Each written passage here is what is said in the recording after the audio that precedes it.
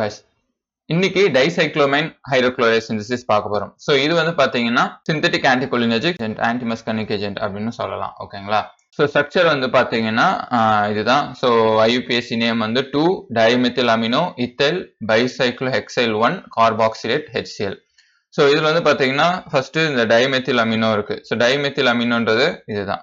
So dimethyl CH2 twice இருக்கு. ஐ மீன் CH3 தானே methyl CH2ன்றீங்கன்னா so டைமெத்திலா இருக்கும்போது CH2 காம்பவுண்ட் தான் இருக்கும். ஓகேங்களா? So dimethyl amino ethyl group வந்து இது அண்ட் பைசைக்ளோ ஹெக்சைல் ஸோ ரெண்டு ஹெக்சைல் குரூப் இருக்கு. ஸோ பைசைக்ளோ ஹெக்சைல் ஃபர்ஸ்ட் பொசிஷன்ல கார்பாக்சிலேட் C அதான் COO carboxylate and hydrochloride. So இவ்வளவுதான் ஸ்ட்ரக்சர்.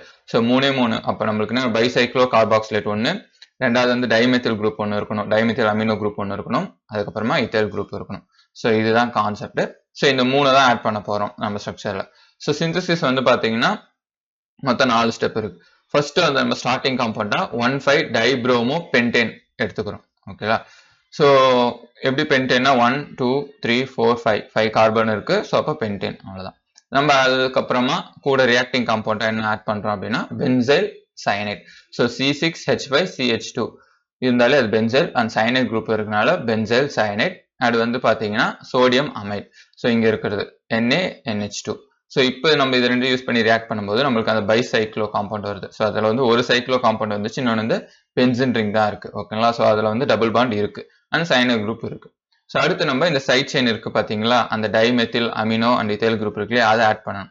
ஸோ அதுக்கு ஃபர்ஸ்ட் ஸ்டெப்பா ஒரு இத்தைல் குரூப் ஆட் பண்றோம். அதான் இத்தைல் ஆல்கஹாலும் ஹைட்ரோனியம் அயான்ஸ் இதை ரெண்டுத்தையும் வச்சு ரியாக்ட் பண்ணும்போது உங்களுக்கு இங்க இருக்க CN N வந்து NH4 அமைனா ரிலீஸ் ஆயிடும். ஸோ இங்க ஒரு H3 இருக்கு, இங்க ஒரு H இருக்கு. ஸோ H4 இங்க ஒரு N இருக்கு. ஸோ NH4 வந்துடும். ஸோ N இங்க இருக்க H3, அதுக்கப்புறம் இங்க H NH4 வந்துடுதா.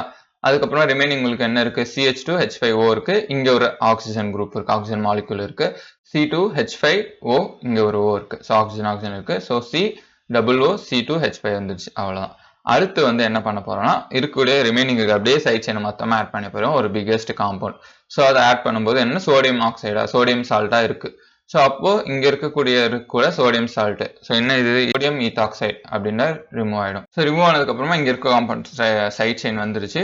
அதுக்கு அடுத்து நம்ம என்ன பண்ணணும், லாஸ்டா ஒரே வேலை ஒரு சைக்ளோ காம்பவுண்டா இருக்கு, நம்மளுக்கு பைசைக்கிள் வேணும்.